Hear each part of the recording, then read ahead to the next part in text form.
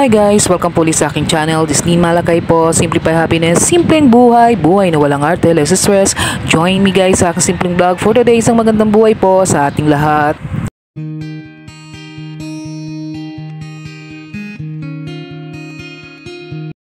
So ito na nga guys ang ating part 4 ng ating mini makeover ng ating ang ating maliit na living room. So ito po habang ginagawa na po yung ating nire-renovate na po yung ating ating maliit na sala. So ayan, bumili na po ako ng mga pang-decor. So yung mga frame na yan guys mura lang po yan. Hindi po ako sa Divisoria nakabili pero sa isang mall, ayan, sa Novo Mall po, ayan, kung pamilyar po kayo dito sa may Caloocan at Valenzuela, meron po niyan. So yung mga yan ang pinakamababa niyan is 50 pesos, may 85 pesos. So yung mga iba dyan is 140 pesos. So yan, minsan kasi gusto nating yung ating mga bahay is magmukhang kahit paano naman is presentable.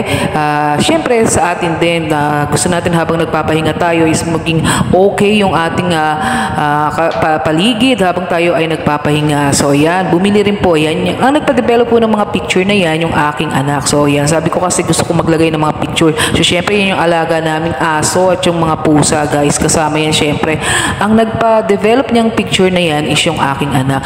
At yan, maniniwala ka ba na yung ating binili na yan is 20 pesos lang yan guys. So yan, lalagyan natin siya ng marbles. Yan, 30 pesos per per balot. So hindi natin kailangan maging masyadong expensive or super gastos sa mag-decor ng ating bahay kasi alam niyo naman guys, ang hirap ng buhay dito sa Pilipinas. So ayan, dapat budget tayo wais. So syempre, sino ba may ayaw ng isang maganda, yung super gandang mga decor, kaso yun nga lang yung ating budget. So yan, medyo malaki yung picture guys doon sa frame. So yan, in-adjust na lang ng aking husband, ginupit niya yung mga picture. So yan yung aking anak na kambal. So yan, 35 pesos each lang yung mga picture frame na yan. So yan, ang kinuha ko niyan is 10 pieces kasi medyo marami itong pina-develop ng aking anak. So yun, hanap-hanap lang tayo ng mga murang mga pan-decor kung saan tayo makakamura at siguradong iyan saswak sa ating budget at swak doon sa ating mga gusto. Bakit hindi ako online guys nag-order? Kasi ang problema, hindi nga po ako marunong mag-order online. Merong mga kasi guys, mga decor na yan, kagaya niyan 20 pesos. So, syempre, pagka bibili tayo, titignan din natin yung texture niya, yung quality niya. So, pagka online kasi, hindi natin makikita. Although, nagbabasa tayo ng mga comment doon. So, maganda pa rin kahit paano is yung nakikita natin actual na yung ating bibiling item. Plus, kung may time naman tayo, yung punta tayo, hanap tayo ng mga makakamura. So, sa Divisoria at saka sa guys, yung mga mall na, yung mga Novo Mall, yun. Marami yan guys na branch. So, yan. Yung 50 pesos lang yung frame na yan. So, yan. Nilagay ko yung aking mga halaman, yung aking water plant. So, yun, yung ating marbles. So, ayan, nilalagay ko siya sa isang tray. Kasi gusto ko, guys, may plant dun sa loob ng aking, yun yung ating bagong renovate na living room.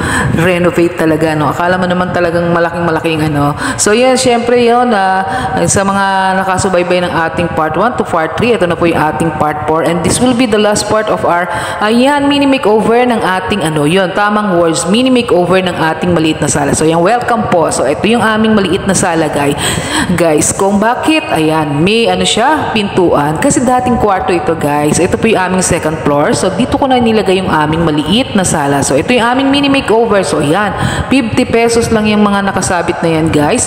So, yan, medyo madilim, guys. Ayan, welcome po. So, ito na po yung aming maliit na sala. So, dito po kami dati natutulog. 5 po kami natutulog. Ayan, kung makikita nyo, may nakasampay pa doon sa may labas. So, yun yung ating papunta sa ibaba. So, ito yung ating second floor, guys. So, ayan yung ating papunta sa third floor. So, dito kami dati natutulog sa second floor. So, ayan, ginawa ko na tong sala, guys. So, yung mga nanay, ganyan, isip-isip tayo kung paano ba natin magiging komportable. So, syempre, hindi naman para sa mga bisita yun, kundi para sa atin. So, etong kortina na to, Ayan, ang ating kurtina na yan, 100 pesos each lang po yan sa Divisoria. So, makasosyal ang dating, saucy ang dating, diba guys? So, hindi ko na pinabago guys yung ating jalousie kasi yung ating jalousie type na bintana. Kasi guys, mas tingin ko, mas presko yon at conveniente at plus budget friendly. So, yan yung ating TV wall. So, dati, walang hagdan dyan kasi nga dyan kami natutulog. I think pwesto to ng mga anak ko eh.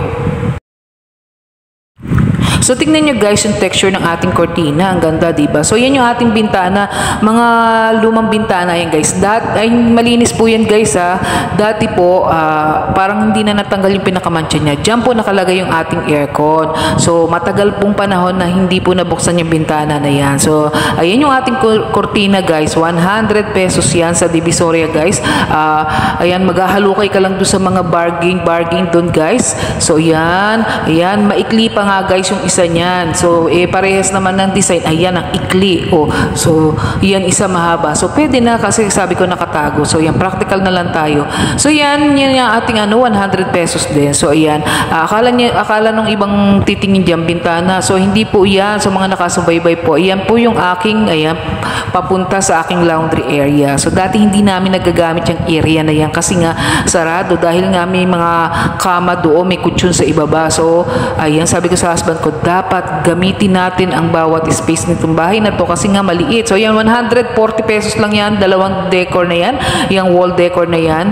So, tig 140 each yan. So, sa Divisoria marami guys na mga frame, picture frame. So, yan, 50 pesos each yung pansabit na yan. Kaya lang, ang problema pag sa Divisoria, maramihan kasi bago ka maka-discount. So, yan, nilagyan ko yan ng plant dyan guys. At yan, tatlong frame na yan. Yan, nagkakahalaga yan ng I think 90 pesos ang isa. So yun, 90 pesos or 110 pesos ang isa. So hindi ko na matandaan guys. So ayan, 85 pesos. Sigurado ako dito guys. Kasi ayan, gusto ko yung ano niya, ginawa kong combination. 85 pesos each. So tatlo yan. So ayan yung ating frame na ayan sa Novo Mall ko guys binili yan. So ayan, hanap-hanap lang tayo. Bakit guys? Ayan, kasi kung saan tayo makakatipid, di doon tayo guys. Alam niyo ba guys, ikot talaga ako ng ikot. Gusto ko kasi talaga maiba yung aking salas. Kasi doon sa ibaba dati hindi ako makapag-ayos nga. Kasi guys, ayun, naging busy tayo. Tsaka bumabaha nga doon guys. So ayan, tignan yung nasa likod ko guys. Nakita ko yan sa, nag-search ako. Sabi ko sa husband ko, gusto ko may ganyan yung parang maliit na rock. Tapos doon, nilagyan ko ng halaman. So, ito yung ating computer area. So, yung mga anak ko dyan nagko-computer. Hindi ko na ginalaw yan, guys. Yung mga stop toys nila yun nandun sa itaas. So, pinaka-back niyan, guys, is yung ating hagdanan. So, yun na yung ating mga frame, guys. So, ayan, 35 pesos hanggang 55 pesos yung frame na yan, guys. Ito, 20 pesos yan. Si Tweety Birdie na yan. Nabili ko yan. Matagal na panahon na yan. May mga kasama pa nga yung iba. Kaya lang pinamigay ko na. Kasi nga, binaklas ko yung dati kong cabinet sa ibaba. So, ayan yung ating mga halaman na nilagay ko sa tray guys. 20 pesos each yung mga na yan. Plus 30 pesos yung isang supot na marbles. And then plus 20 pesos ito, yung white na yan. Yung lalagyan natin ng candle na yan. Yung ating candle is 49 pesos. So yan. So dapat ganun. Kung short tayo sa budget, wag natin ipilit na maging sobrang expensive yung ating pang mga decor. So yan, nilagyan ko ng mga picture frame pa rin dyan sa itaas. So yan, dalawang halaman. So hindi ako kasi guys naglagay ng may tubig dun sa itaas kasi nga natatakot ako baka mamaya bumagsak at mabasa yung ating TV. So yun, habang ginagawa ito, yan mini makeover natin is na ako guys, naghanap na ako ng mga murang decor pa konti-konti. So yun, nabili na natin. So yan, yung ating cortina, kinumbine ko na lang para maging maganda. Ayan, 100 pesos each din yan. So wala kasi siyang kasama kaya yan na lang nilagay ko sa pinto. At syempre ito yung ating pinakabonggang mini makeover. So yan, nagpagawa tayo ng extrang sofa. So yan, yan yung aking lumang sofa guys. So sa ibaba yan, pinapanik ko na nga guys. So doon na lang tayo, ang pinaka-dining area natin sa ibaba. Kasi guys, binabaha nga. So matagal na yan guys. So yan yung kanyang foam na kasama. So So yan guys, gusto ko medyo mahilig ako sa kulay na ano yan. Yung mga brown, light brown. So patitignan nyo naman yung ating linoleum. Linoleum lang po yung nakalagay. So yan, dalawang, ayan, yung maliit na ano na yan is stool kasama. So may kasama po siyang dalawang throw pillow plus nagpa-add ako. So yan, umabot siya ng 12 pieces. So ayan, masarap tumambay guys.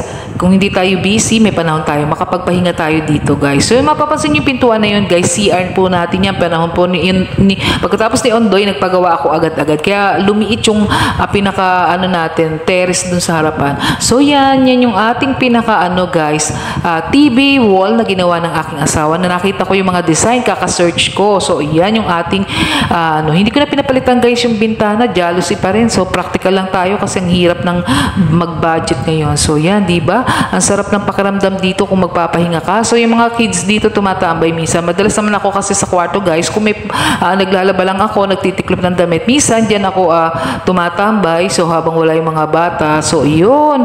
O di ba? Kahit paano may dating na yung ating maliit na sala. So yan yung ating lumang center table. Ipinani ko rin dyan para wag bahain. Pinasok ko nilang dyan sa may ilalim guys.